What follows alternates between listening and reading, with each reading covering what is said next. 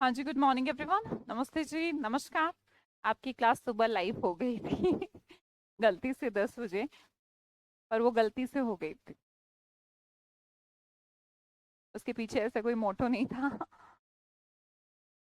पर हाँ, गलती से गलत हो गई थी। हाँ जी,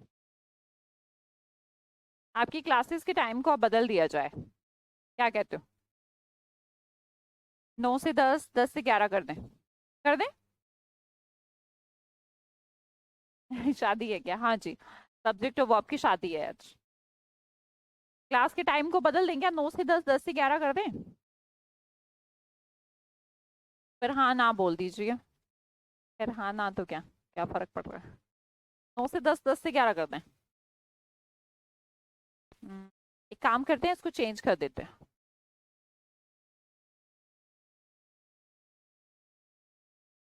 क्या कहते हो? कोई फर्क ही नहीं पड़ता हाँ, क्या दिक्कत है मैम? क्यों, क्या दिक्कत है? क्यों? 9 बजे, 9 बजे में क्या दिक्कत है? 9 से 10, 10 से 11। कोई दिक्कत हो तो बताओ, किसी को कोई दिक्कत हो तो। खुशी ना हो तो गम है, कोई गम बता दीजिए। 9 से 10, 10 से 11 कर दें? गर्मियां पड़ गई हैं बहुत। किसी को कोई परेशानी नहीं होनी चाहिए यार, होगी नहीं।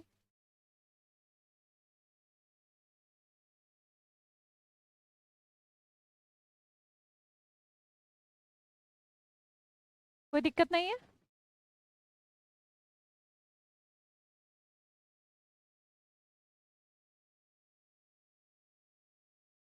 रवि चौधरी, जैसी आपकी मर्जी मैम। कोई दिक्कत नहीं बता रहा है। 8 बजे से कर दें चाहे मैम। पहले 9 तो कर लें, फिर 8 बजे देखेंगे। और गर्मी बढ़ेगी, 8 बजे कर देंगे। अब तो सुबह 4 बजे उठने लग जाओ। दिबागनी, चलो तुम्हारा समझ में आता है। दिबागनी का कोई और भी क्लास है, स्कूल कॉलेज है। पल्लवी शर्मा, आपका क्या इशू है? ठीक है मैम, कोई दिक्कत नहीं। प्लीज कर दीजिए। अच्छा, लड़कियों को मैम घर का काम करना पड़ता है अच्छा, चलो, डिसाइड करके मैसेज डाल दिया जाएगा। डिसाइड क्या, मुझे लगता है डिसाइड कर देना चाहिए। कल से आपकी क्लास 9 से 10, 10 से 11। हाँ जी।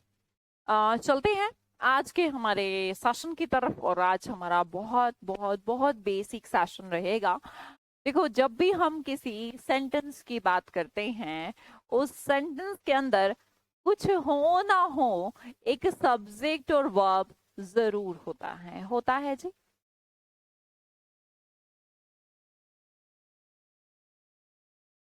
होता है भाई। कोई सब सेंटेंस का मतलब भी क्या है कि सेंटेंस जो हमारा कैपिटल लेटर से शुरू हो और फुल स्टॉप पर जाए और एक कंप्लीट सेंस दे, उसे सेंटेंस कहते हैं।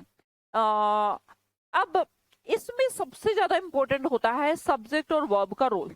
अगर हम सब्जेक्ट और वर्ब के रोल को समझ जाते हैं, एक्चुअली बात वर्ब के रोल को नहीं, बात ये कि कौन से सब्जेक्ट के अकॉर्डिंग कौन सा वर्ब यूज करना है, ये बहुत इंपॉर्टेंट किस्सा बन जाता है हमारे बेसिक इंग्लिश ग्रामर का। अगर हम ये बात सीख जाते हैं तो बेटा आप बहुत सारा मैं कहती हूँ बहुत सारे पार्ट से आप कंफर्टेबल फील करने लग जाते हैं ग्रामर के अंदर। अब आप इन दोनों को कुछ इस तरीके से समझिए, जैसे कि किसी लड़का लड़की की शादी करवाने हो, तो ऐसे तो नहीं करवा सकते ना कि लड़का 4 फीट का है, लड़की 8 फीट की है। लड़का 200 किलो का है, लड़की 40 किलो की है। लड़का मतलब बहुत बहुत बहुत सुंदर है, बोले लड़की मतलब मैचिंग नहीं हो पा रही। तो थोड़ा मैचिंग हमें करना पड़ता है, जैसे रिश्तों में करना पड़ता है ना, ऐसे ही यहाँ पर भी करना पड़ता है। तो इस मैचिंग को हमें सीखना बहुत जरूरी है। बेटा आपकी पूरी इंग्लिश ग्रामर, हाँ जी सामंत मलिक जी, बिल्कुल।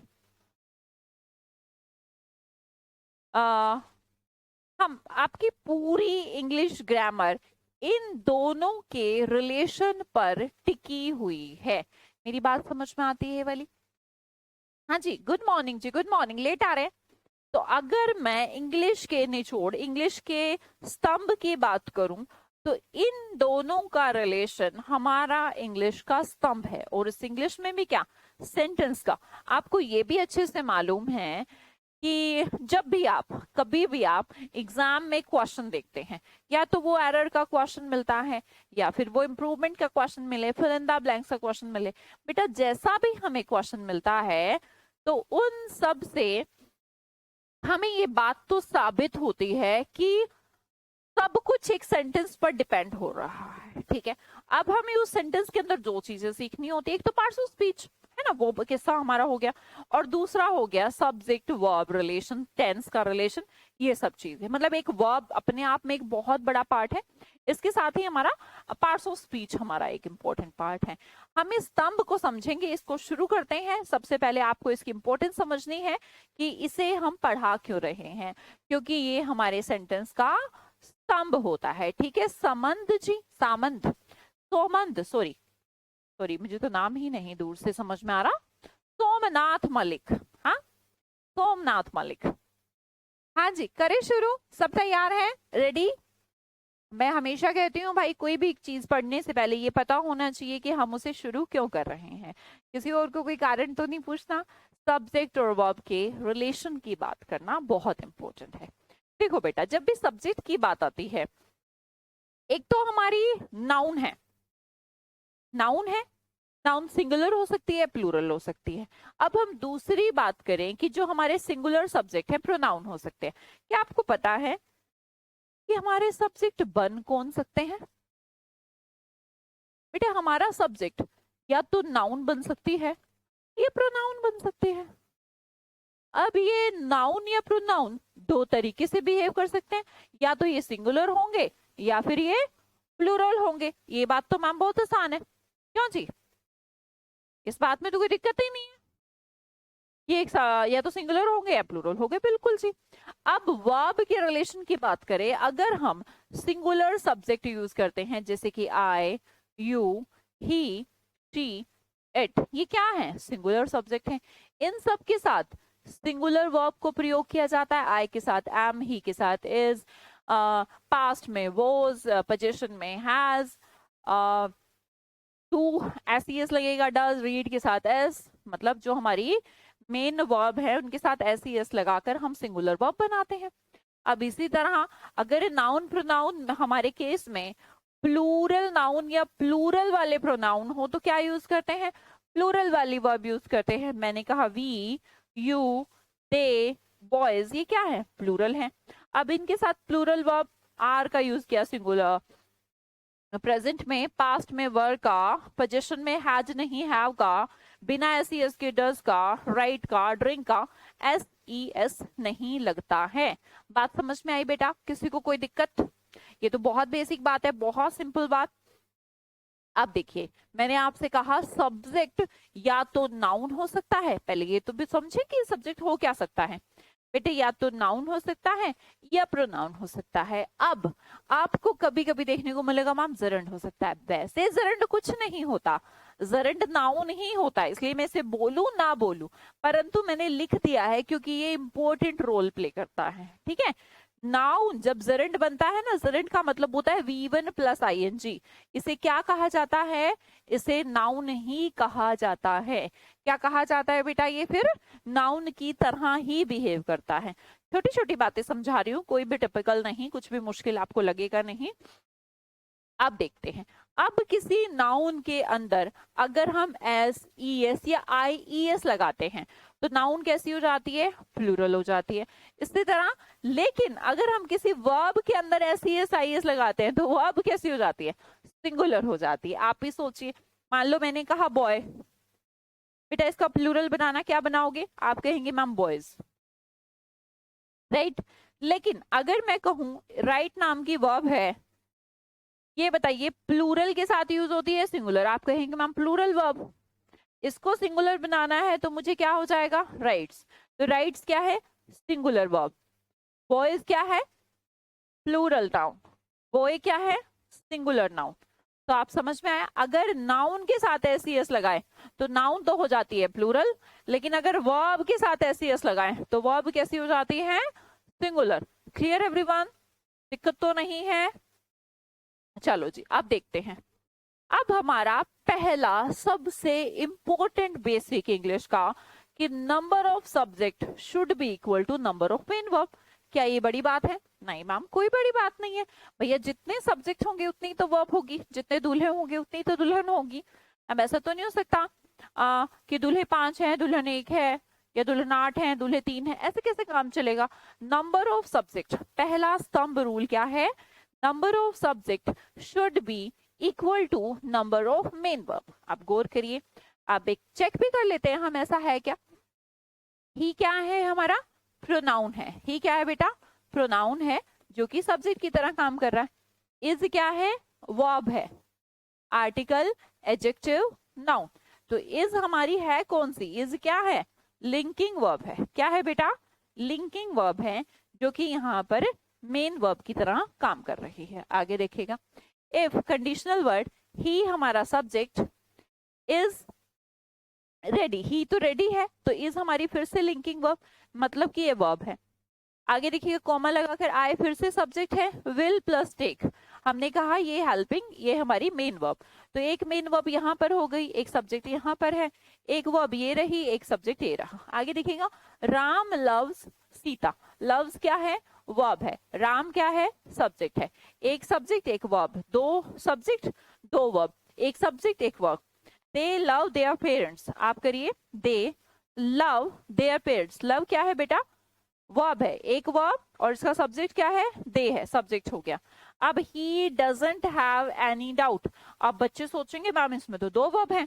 बेटा जी मैंने ये नहीं कहा कि वर्ब एक होनी चाहिए, मैंने कहा मेन वर्ब एक होनी चाहिए। आपको पता होना चाहिए डज यहाँ पर क्या है, हेल्पिंग वर्ब है, नोट यहाँ पर क्या है, एडवर्ब है ना। धीरे धीरे सीखोगे सब चीजों को। ही क्या है, प्रोनाउन है। तो number of subject should be equal to, ये सब्जेक्ट है, equal to main verb, number of subject should be equal to main verb. मैं हेल्पिंग वर्ब की बात नहीं कर रही, आप ये मत कहिएगा विलो टेक तो 2 हो गई, सिर्फ टेक हुई, है ना। आगे चलती हूँ। चलो अब concept of article and possessive, सबसे पहला पार्ट देखते हैं। हम सारे रिलेशंस को डिस्कस करेंगे कि नंबर ऑफ सब्जेक्ट को नंबर ऑफ वर्ब के इक्वल होना चाहिए। अब देखिए इसी बात पर एक सवाल आपसे पूछती हूँ, a black and white shirt is stolen. अब आप कहेंगे मैम वर्ब कहाँ है, number of subject should be equal to number of verb. हमने कहा इज स्टोलन में बेटा, स्टोलन पासिव वॉइस है, स्टोलन हमारी वर्ब है, कितनी वर्ब है, एक वर्ब है। अब इसके सब्जेक्ट देखो, आप कहेंगे ये तो 2 सब्जेक्ट हैं, सब्जेक्ट कितने हैं, अ ब्लैक एंड व्हाइट शर्ट, इसका मतलब एक ये है और एक ये है, ऐसा क्या, ऐसा है। आपको 2 सब्जेक्ट लगते हैं यहाँ पर, एक और एक, 2, बोलो बेटे।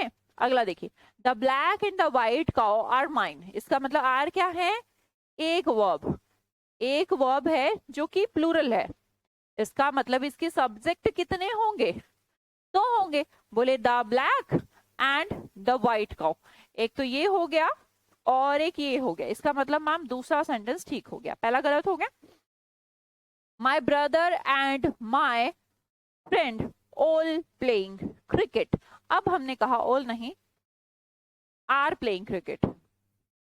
अब देखिए, माई ब्रदर एक सब्जेक्ट, माई फ्रेंड एक सब्जेक्ट, प्लूरल वर्ब का प्रयोग कर लिया, हमारा काम चल गया। My brother and friend is playing cricket, बोले माई ब्रदर एक सब्जेक्ट एंड प्लस फ्रेंड दूसरा सब्जेक्ट। अब ये 2 तो प्लूरल हो गए, तो इसकी जगह पर आर यूज करें। जो मैंने लिखा इस बात से कितने लोग सहमत हैं, आप कितने सारे लोगों को लगता है हाँ जी मैम बिल्कुल ठीक बात है।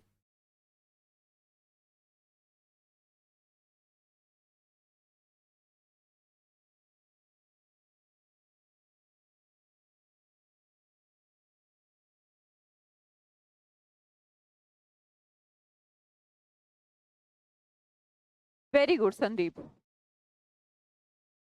बेटा जो मैंने कहा वो 2 बातें तो ठीक है, 2 गलत है। देखिए कैसे, पहला सेंटेंस हमारा गलत है। जिससे आप सोच रहे हैं कि आ ब्लैक एंड व्हाइट शर्ट, कि एक और एक दो हो गया, ये एक ही है। जैसे मेरी शर्ट है, यहाँ से ब्लैक है, यहाँ से व्हाइट। अब ये शर्ट दो है या एक है? शर्ट तो एक ही है, ब्लैक एंड व्हाइट, है ना? तो ये ब्लैक एंड व्हाइट है। हाँ, इसका पता कैसे लगाएंगे हम? दो शर्ट है एक शर्ट है, देखो कोई अंतर है। अब इसमें लिखा है the black and the white, इसका मतलब इस शर्ट का अलग आर्टिकल, इसका अलग आर्टिकल, इस ब्लैक का आर्टिकल द, इसका आर्टिकल द। आर्टिकल अलग अलग हैं, और अगर अलग अलग हैं तो इसका मतलब सब्जेक्ट दो हैं। अब आगे देखिए, माय ब्रदर एक, माय फ्रेंड दूसरा, क्योंकि पजेसिव एडजेक्टिव का प्रयोग किया है। समझ में आ रही है बात? अलग अलग हैं। मैंने कहा माय ब्रदर एंड फ्रेंड, इसका मतलब जो मेरा भाई है वही मेरा दोस्त है। तो फ्रेंड एंड ब्रदर तो कॉमन है, माय कॉमन निकाल के बाहर कर लिया, इसका मतलब ये एक ही बंदा है। ये सेंटेंस ठीक है। My brother and my friend ये दो हैं, यहाँ पर आर ठीक है। The black and the white, इसका अलग आर्टिकल, इसका अलग आर्टिकल, इसका मतलब ये दो हैं, आर ठीक है। A black and white shirt is stolen, अब ये एक ही शर्ट है, इसका अपना आर्टिकल है ही नहीं, इसलिए एक ही शर्ट है तो इसका यूज होगा। हाँ जी, ये बात समझ में आई? ये सारे सेंटेंस ठीक है, हम बे मतलब इसको जबरदस्ती गलत कर रहे हैं। एक ही सब्जेक्ट है ब्लैक एंड व्हाइट शर्ट, इस बिल्कुल ठीक है। हाँ जी, इतनी बात क्लियर होती है। आप समझिएगा, आर्टिकल और पजेसिव एडजेक्टिव का केस, अगर डिफरेंट डिफरेंट एडजेक्टिव लगे हैं तो मतलब क्या है? दो हैं। डिफरेंट डिफरेंट पजेसिव एडजेक्टिव लगे हैं तो क्या है? दो हैं। और अगर एक ही लगा है तो सब्जेक्ट एक ही है। Clear everyone? चलो जी, आगे चलते हैं। आपके सामने कुछ सेंटेंस लिखे हैं। राइस एंड करी इज माय फेवरेट डिश। अब क्या है बच्चे कहेंगे मैम राइस तो एक है, एंड माने प्लस, करी माने एक, एक और एक दो, इज नहीं होगा, आर होगा। Rice and curry are cooked by my mother. अब कहेंगे ये एक है, ये भी एक है, अब ये आर यहाँ पर ठीक हो गया। Soda and whisky is served to the chief guest. Soda एक, विस्की एक, एक और एक दो, यहाँ पर आर यूज करो। सोडा एंड विस्की आर, बोले यहाँ पर ठीक है। परंतु बेटा मैं कहूं आपसे, ये चारों ही सेंटेंस ठीक हैं, किसी में कोई खराबी नहीं। आपको कुछ पेयर समझाती हूँ। Bread and butter, hammer and sickle, rice and curry, truth and honesty, long and short, rise and fall, ये राइज है, rise and fall, bag and baggage, ये सब पेयरिंग वर्ड हैं जो एक साथ चलते हैं। अब हमने कहा मैम अच्छा अगर ये एक साथ चलते हैं तो या तो इज ठीक है या आर ठीक है, या तो इज ठीक है या आर ठीक है, मतलब कोई तो गलत होगा, इनमें से कोई सा तो गलत होना चाहिए। ऐसा लग रहा होगा तुम्हें या नहीं लग रहा? लग रहा है। इसका मतलब या तो मैम ये सेंटेंस ठीक है या गलत है, या ये ठीक है या गलत है, कोई सा तो गलत होगा। परंतु बेटा ये चारों ठीक है। आप कहेंगे राइस एंड करी तो सेम है, सोडा एंड विस्की तो दोनों में ठीक है, इसमें इज ठीक बता रहे हो आप, इसमें आर ठीक बता रहे हो, ऐसा कैसे? बेटा ये जो पेयरिंग है डिपेंड करेगी कि आप इनके आगे क्या यूज कर रहे हैं। मैंने कहा राइस एंड करी इज माय फेवरेट डिश, तो बेटा मेरी फेवरेट जो डिश है वो क्या है? राइस एंड करी। तो मैं कैसे खाती हूँ उनको? मिला के खाती हूँ, राइस एंड करी। या फिर ऐसा करती हूँ कि राइस खा लिए, पहले पहले सारे चावल खा जाती हूँ, फिर उसके ऊपर से एक कटोरी कढ़ी खा जाती हूँ, ऐसा करती हूँ। जब मैंने बात करी कि वो मेरी डिश है, मतलब मेरी फेवरेट डिश है, तो इसका मतलब मैं उन्हें मिला के खाती हूँ, तो वो एक यूनिट का बोध कराते हैं। परंतु बेटा जब मैंने कहा rice and curry are cooked by my mother, तो आपकी मदर, आप कढ़ी चावल बनता है आपके घर में, कैसे बनाती हैं? कढ़ी को अलग चावल को अलग बनाती हैं या एक ही साथ? कढ़ी डाली मतलब बेसन घोला, उसी में चावल डाले और घोल दिया, ऐसे बनाती हैं? नहीं। कुकिंग की जहां पर बात की जाएगी तो कुक अलग अलग किया जाता है, इसलिए यहाँ पर ये यूनिट एक है नहीं, यहाँ पर अलग अलग है राइस एंड करी। आगे देखिएगा, soda and whisky served to the chief guest. Chief guest को सोडा विस्की लेके गए, सोडा पी लीजिए पहले, फिर विस्की पी लीजिए, या पहले विस्की की एक घूंट लीजिए फिर सोडे की लीजिए। क्या होता है सोडा एंड विस्की, क्या होता है आपको नहीं पता हो तो विस्की होती है, उसके अंदर सोडा मिला के दिया जाता है, सर्व किया जाता है, तो वो एक ही यूनिट है। और अगर ये एक ही यूनिट है तो सिंगुलर का प्रयोग ठीक है। आगे कहिए, soda and whisky are not available in the kitchen. Kitchen में सोडा और विस्की नहीं है, मिला के रखी रहती है अलग अलग। लिखा है soda and whisky are not available in the kitchen, kitchen में सोडा और विस्की नहीं है, तो सोडा और विस्की मिली हुई रखी रहती है, अलग अलग रखी रहती हैं। बेटा जब अलग अलग रखी रहती हैं तो आर का प्रयोग ठीक है। इसका मतलब चारों ही सेंटेंस ठीक हैं। क्या है? ठीक है। डिपेंड कर रहा है कि हम उनका प्रयोग किस प्रकार कर रहे हैं। खाने के लिए तो आप मिला के करते हो, राइस एंड करी बनाते अलग अलग हो, पीते सोडा विस्की एक साथ हो, रखते अलग अलग हो। ठीक है, चलो जी आगे ईच और एवरी का केस समझते हैं।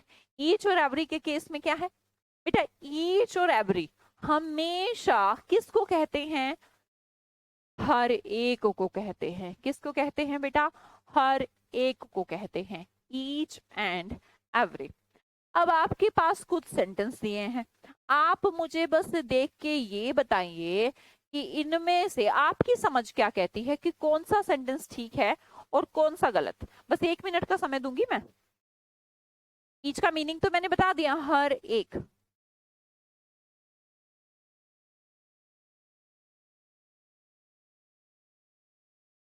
ये T and biscuit is my favourite dish. T और बिस्किट को कभी भी मिला के नहीं खा सकते आप, या खा सकते हो तो बताओ। घोल के पीते हो क्या? हाँ अगर घोल के पीते हो तो सिंगल है।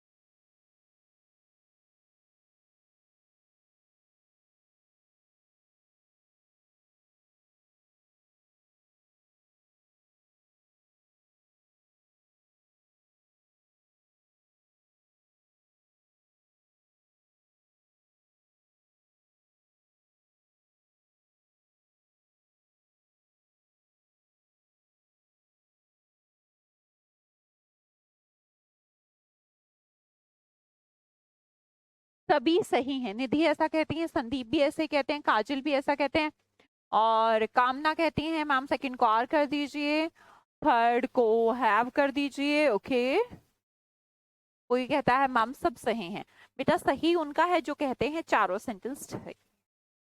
अब आपका पहला केस समझिए। देखो हमें सारे सब्जेक्ट समझने हैं, उन सब्जेक्ट्स के अकॉर्डिंग कैसी वर्ब लगनी है वो भी समझना है। ठीक है, दोनों चीजें समझनी है। तो बेटा पहली चीज समझिए, ईच एंड एवरी।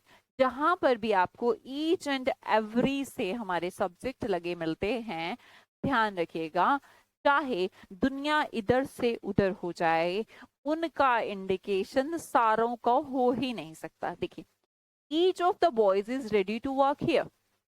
लड़के बहुत सारे हैं पर हम बात कर रहे हैं कि हर एक लड़का काम के लिए तैयार है। तो हमारा सेंस हर एक लड़के से, लड़कों से नहीं है। अगर मैं जी यही कहना था कि लड़के तैयार हैं तो मैं बॉयज आर रेडी बोल देती, ईच लगाने की क्या जरूरत थी। ईच का मतलब है हर एक, और यही इसका सब्जेक्ट है। Clear everyone? तो मुझे क्या यूज करना चाहिए? तो प्रेपोजिशन का ऑब्जेक्ट है, ईच हमारा सब्जेक्ट बन सकता है जो कि किसको लेता है? सिंगुलर वर्ब को। तो बेटा इज लगाना यहाँ पर कोई मूर्खता नहीं है, सही है। ईच के बाद डायरेक्ट अगर कोई नाउन यूज की जाती है तो दैट इज सिंगुलर। क्या होती है? सिंगुलर। तो हमने कहा ईच बॉय हर लड़का, इज बिल्कुल ठीक है। अब तीसरी बात, मैंने कहा हर एक लड़का और हर एक लड़की। अब आप कहेंगे मैम हर लड़का और हर लड़की तो दो हो जाएंगे, दो की तो बात नहीं करी, काम करवाना है। सुनो, each point each girl of this class had decided to work on this project. Project पर सब लड़कों ने, हर एक लड़के ने और हर एक लड़की ने क्या कर दिया, हामी भर दी, काम करने के लिए रेडी हो गए। बेटा ये कुछ ऐसा सा केस नहीं है कि boys are ready to pay, boys are ready to work. इसका मतलब भी तो यही है, स्टूडेंट्स आर रेडी, ऐसा ही तो है। फिर हम ईच बॉय और ईच गर्ल से साबित क्या करने वाले हैं? बेटा देखो, काम जब करेगा पर्सन, हमें कोई मतलब नहीं है ईच बॉय बोले, ईच टीचर बोले, ईच गर्ल बोले। हम तो जो इंडिकेशन देना चाहते हैं, सोमनाथ मलिक जी, तो क्या हो गया, आप 11:27 हो रहे हैं और एक ही क्वेश्चन को बार बार लिखे जा रहे हैं, लिखे जा रहे हैं, लिखे जा रहे हैं, पढ़ना नहीं है? क्या चाहते हो? मैम मेरा कुछ प्रॉब्लम नहीं होगा, मैं सब्जेक्ट वर्ब एग्रीमेंट करूं? बेटा आपके लिए करवाया जा रहा है ये सोमनाथ जी, ठीक है? क्यों, आपको समझ नहीं आ रहा? इतना बेसिक, इससे ज्यादा बेसिक नहीं होता इंग्लिश में। आप बहुत परेशान है, मैं हाफ एन आवर से देख रही हूँ, कितना इग्नोर करेंगे हम? आप पढ़ने पे ध्यान ही नहीं दे रहे हैं। मेरा लॉस तो नहीं हो रहा, ये तो नहीं हो रहा। बेटा आपके लिए है, अगर मैं आपको मतलब इससे कुछ सोचूं कि इससे पहले कुछ पढ़ाऊं, बेटा इससे पहले मैं क्या पढ़ाऊं? ये कोई नुकसान की चीज तो है नहीं। और आपको लगता है कि कोई अध्यापक अपने बच्चों का नुकसान कर सकता है? आप अभी हैं नहीं टीचर, आप किसी दिन बनेंगे तो आपके कंधों पर बहुत जिम्मेवारी होगी। इससे कुछ भी बेसिक नहीं, ये सबसे बेसिक चीज, ठीक है? और आपको पढ़ना शुरू कर देना चाहिए अब, नो मोर क्वेश्चन, सीधा पढ़ना शुरू करो। आंसर आता है दो, नहीं आता है तो कोई बात नहीं, मेरी सुनो। हाँ जी, मैं समझा रही थी, चाहे ईच बॉय लगा दो, ईच स्टूडेंट लगा दूं, ईच गर्ल लगा दूं, कुछ भी लगा दूं, मुझे मतलब नहीं है। मेरा सेंस यहाँ हर एक के काम से है, काम से है। तो आप चाहे दो लगा लें, तीन लगा लें, चार लगा लें, मेरा जो सब्जेक्ट है वो सिंगुलर सही है। तो आपको ध्यान रखना है कि ईच से जो हमारे सब्जेक्ट बने उन सब के साथ सिंगुलर वर्ब ठीक है। अब मैंने कहा मैम एवरी में क्या होगा? एवरी टीचर, ऐसे तो कहने में एवरी टीचर बहुत सारे होते हैं, पर हमें मतलब नहीं है ना टीचर्स, फिर तो टीचर्स ही कह देती मैं, फिर एवरी डिटर्मिनर लगाने की क्या जरूरत थी? एवरी टीचर का मतलब होता है हर एक अध्यापक। यहाँ पर बेटा हैज, ठीक है? तो पहली चीज हमने सीखी ईच एंड एवरी के कॉन्सेप्ट की। ईच और एवरी से जो भी हमारे सब्जेक्ट बनते हैं उनके साथ कैसी वर्ब का प्रयोग किया जाता है। तो सबको क्लियर हुई ये बात? ईच एंड एवरी से जो भी, कुछ भी अगर प्रयोग किया जाए तो कौन सी वर्ब यूज होगी? सिंगुलर वर्ब यूज होगी। क्लियर हुई मेरी बात? हाँ जी, किसी को कोई दिक्कत? राम किशोर सोनदेव, किसी को दिक्कत बेटा? सिंपल वे से मैम, इतने अच्छे से आप पढ़ाते हो। अरे पढ़ाती हूँ, पर कोई कोई बच्चे यार वो ये ना कि देखो, एक्सपेक्टेशन जहां पर हो जाती है ना, और हम कुछ एक्सपेक्ट करके किसी से मिलते हैं तो पूरी होती नहीं है। अब मान लो कि कोई, अगर कोई भी पर्सन आप में से ये चाहे मैम ने A for apple B for boy नहीं पढ़ाया, तो हाउ कैन आई यार, नहीं कर सकती ना, तो वो उसका एक्सपेक्टेशन हो सकता है। तो गलत कोई नहीं है, किसी को लगता है कि इंग्लिश का मतलब ABCD है, तो क्या करें अब।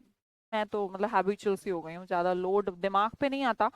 पर थोड़ा ऐसा ऐसा जरूर लगता है कि कैसे करेंगे ये लोग।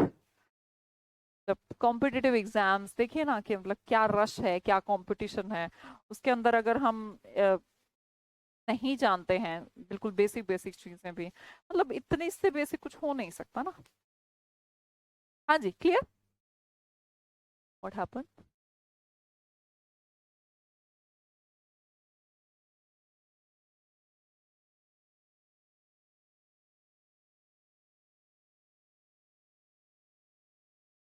अगला कॉन्सेप्ट देखते हैं, concept of each, either, neither, any, none, one.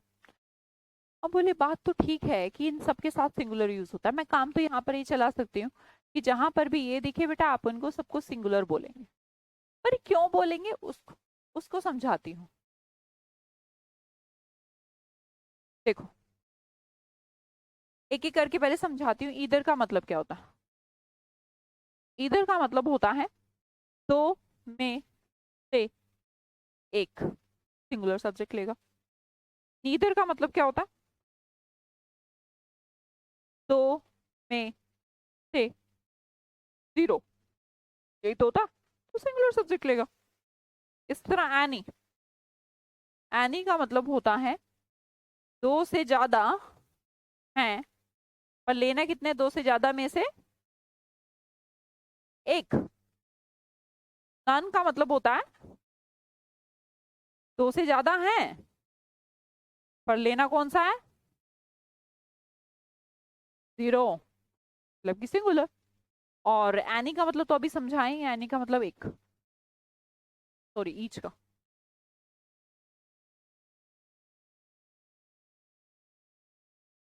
क्या कहते हो?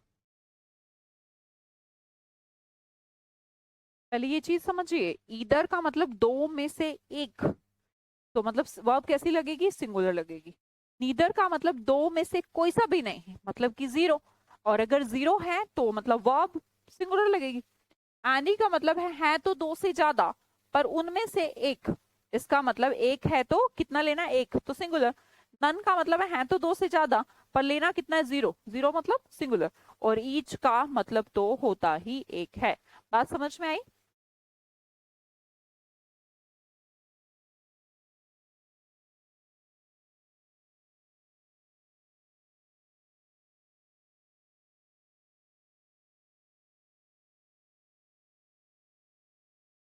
सब कुछ समझ आता है? चलो ठीक है सोमनाथ जी, अच्छी बात है, समझ आता है तो। बस मैं यही चाहती हूँ कि आपको समझ में आए, आप क्यों फिर परेशान हो रहे हैं। आप बताओ,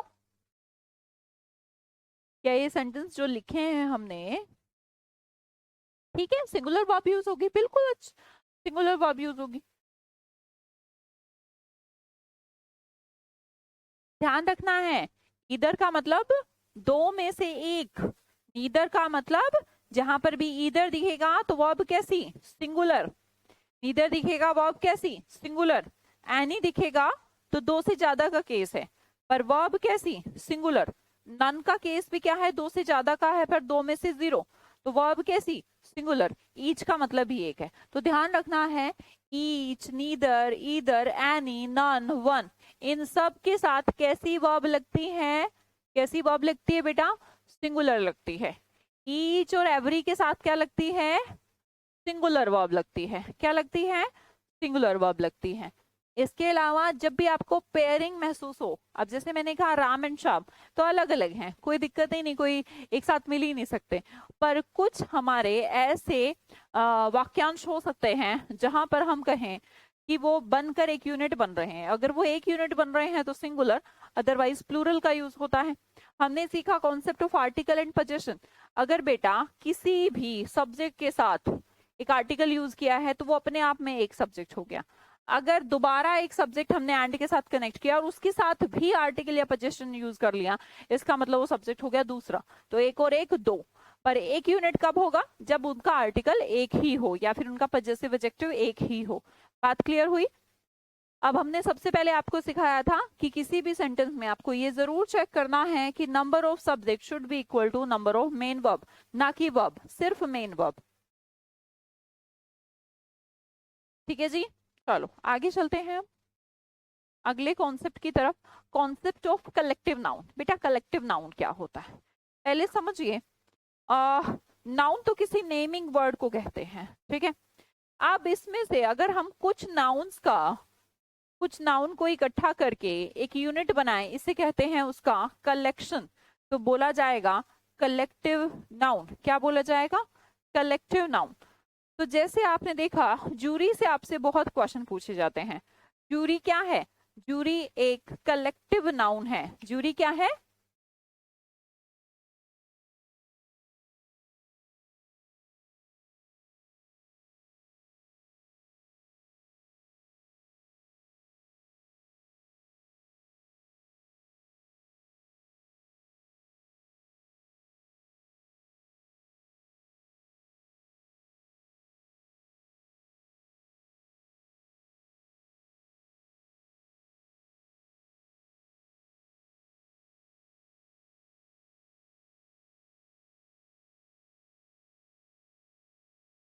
हाँ जी, क्या हुआ, जूरी के बारे में बात करते हैं। जूरी क्या है, कलेक्टिव नाउन है। कैसा नाउन है, कलेक्टिव नाउन।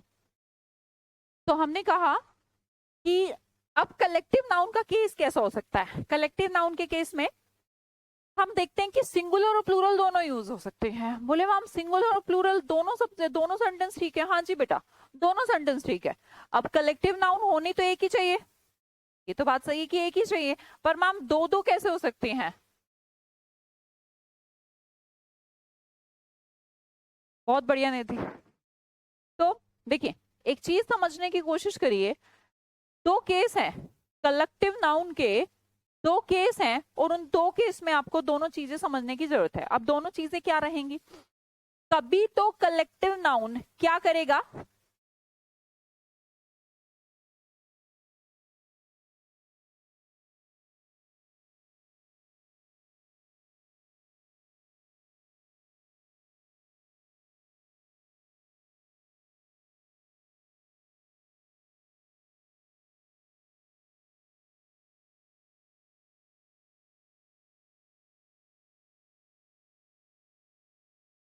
सॉरी बेटा थोड़ा डिस्टरबेंस हो रहा है, एक्चुअली लाइट चली गई तो वो थोड़ा सा सेटल कर रहे थे।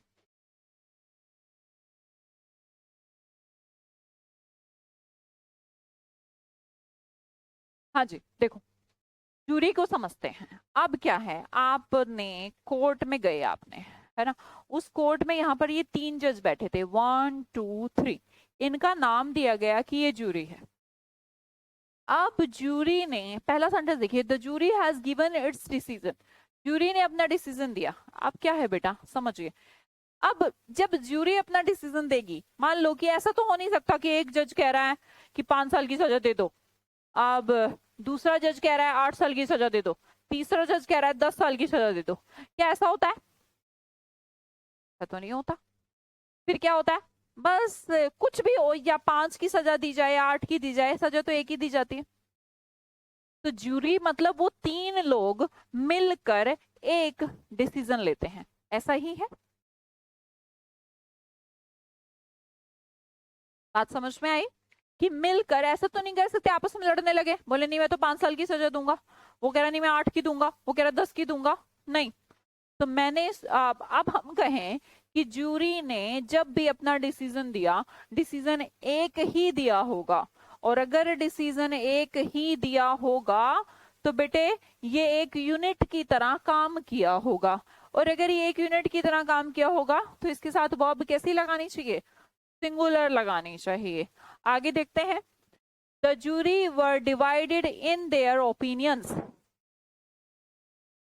The jury were divided in their opinions. तो हमने कहा कि अब दूसरे केस में मैम आप कह रहे हो कि ये सेंटेंस भी ठीक है, बेटे ये सेंटेंस कैसे ठीक है, अब क्या हुआ, अब उनके ओपिनियंस, मतलब कि अब ये इनके ओपिनियंस की बात हो रही है।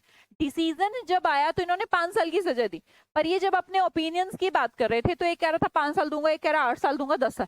अब किस्सा हमारा यहीं पर अटक गया है, हम अगले केस पर बढ़े ही नहीं। बात समझ में आई, अगले केस पर बढ़े नहीं, यहां पर तो ये अलग अलग थे ना।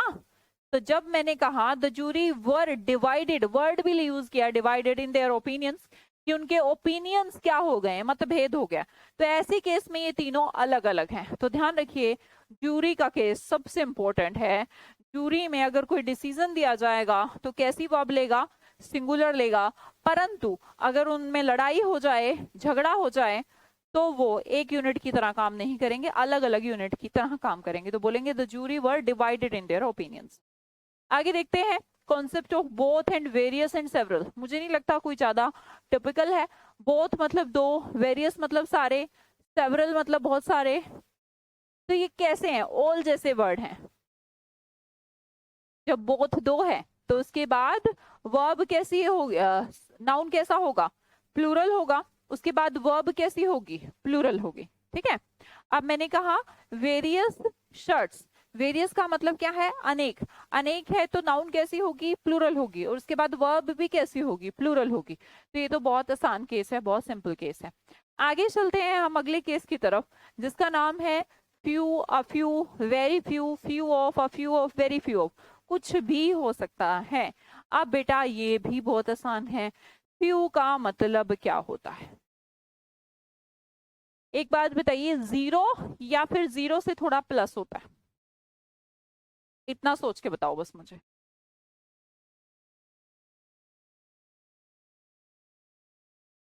बताना।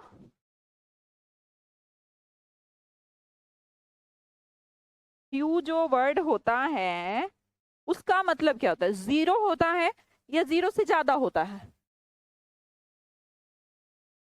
बोलो भाई, मुझे लगता है जीरो से ज्यादा होता है।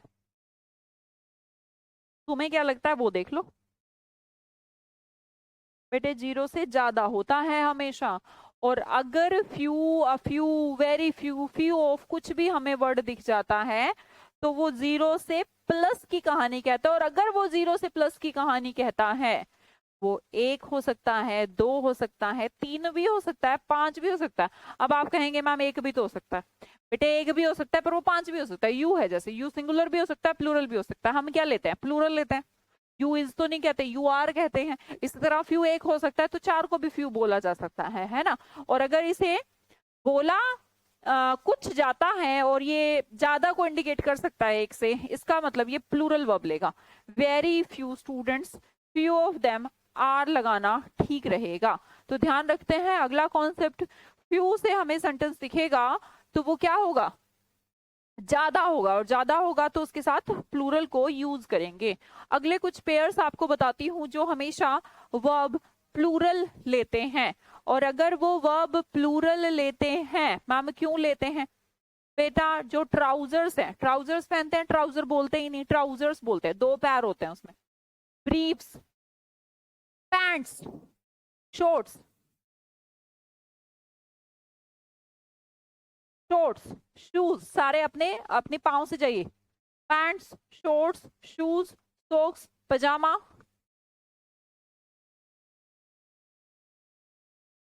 अब यहां तक तो ये आपके पाँव आ गए, ट्राउजर, शूज, सॉक्स, पजामा, पैंट, शॉर्ट्स। अब इनके दो पैर हैं, यूं है। अब ये दो हैं तो एक से ज्यादा हैं तो ये हमेशा क्या लेता है? प्लूरल वर्ब लेते हैं।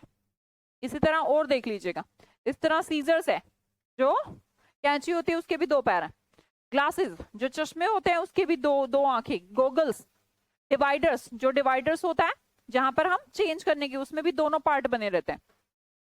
स्पेक्टिकल्स, चश्मे होते हैं। बायनाकुलर्स, दूरबीन, जो दूर तक देखते हैं। फोर्सेप्स क्या होता है? चिमटा होता है। चिमटा देखा, उसके भी दो पैर होते हैं। तो जहां पर दो है, डबलिंग है, तो इसका मतलब ये पेयर है। और एक से ज्यादा होने पर ही वर्ब कैसी हो जाती है? प्लूरल हो जाती है। हाँ जी, बात समझ में आई? एक बार देख लीजिए, क्या कोई वर्ड ऐसा लगता है मैम जिसमें मुझे नहीं लगता कि पेयर होता है?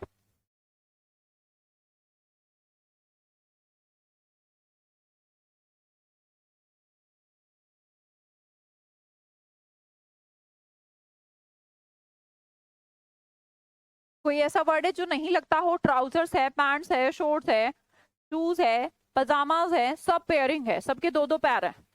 ग्लासेस हैं, गोगल्स हैं, डिवाइडर्स हैं। डिवाइडर्स काम किया होगा ना, उसे प्रकार बोलते हो शायद उसको आप हिंदी में, कंपास बोलते होते होंगे। तो वो भी दो दो पैर होते हैं। इन सब के दो आंखें, दो पैर होते हैं, इसलिए इन सब के साथ क्या यूज होते हैं? मैंने कहा where are my trousers, trousers के अकॉर्डिंग क्या यूज होगा? वेयर तो एडवर्ब है, वेयर सब्जेक्ट नहीं है, ट्राउजर्स है। Two pairs of socks have, बिल्कुल ठीक है। तो ध्यान रखिएगा हमेशा ये सारे वर्ड, ये सारी नाउन जहां पर भी हो, वो क्या कहती हैं? क्या कहती है? पेयरिंग कहती हैं। और अगर ये पेयरिंग है तो इनके साथ वर्ब भी प्लूरल ही आएगी। अगला देखिए, अगले कुछ वर्ड्स की बात करती हूँ। ये सब एक ग्रुप को शो करते हैं। क्या शो करते हैं? ग्रुप को। बेटा जैसे मैंने कहा पीपल, पीपल के अंदर एक आदमी होता है या बहुत सारे होते हैं? बोलो, एक होता है या बहुत सारे होते हैं? वामिन जो होते हैं वो समूह होता है कीड़ों का और क्लर्गी पुजारियों का, कैटल पशुओं का, पुलिस पुलिसमैन का। फोक जो होता है, जैसे फोक नृत्य आपने सुना होगा, उस संस्कृति मतलब पर्टिकुलर एरिया का फोक होता है। इन्फांट्री, पैदल सेना, पोट्री, मुर्गी पालन। एक होता है पिजेंट्री, किसान वर्ग, ठीक है। कैवलरी, घुड़सवार सेना। तो मुझे बस ये बताइए कि ये जितने भी वर्ड्स आपको दिख रहे हैं ये एक होते हैं या फिर ये कोई ग्रुप है? ये कोई ग्रुप लगता है।